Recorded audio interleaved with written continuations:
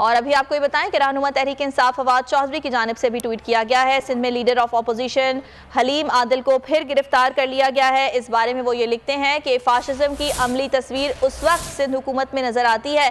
फवाद चौधरी की जानिब से ये ट्वीट किया गया है और उनका ये भी कहना है कि जहाँ सच बोलने पर सहाफ़ियों को कत्ल किया जा रहा है, सिंध के बनाने गिराने में इस्तेमाल हो रहा है, आम आदमी की जिंदगी अजीरन हो गई है। फवाद चौधरी की जानिब से ट्वीट किया गया है और हलीम आदिल शेख की गिरफ्तारी पर उन्होंने तनकीद की है और वो ये कहते हैं कि फाशिज्म की अमली तस्वीर इस वक्त सिंध हुकूमत में नज़र आती है, जहाँ सहाफ़ियों को कत्ल किया जा रहा है और सिंध का पैसा दीगर सूबों में हुकूमतें बनाने और गिराने में इस्तेमाल हो रहा है।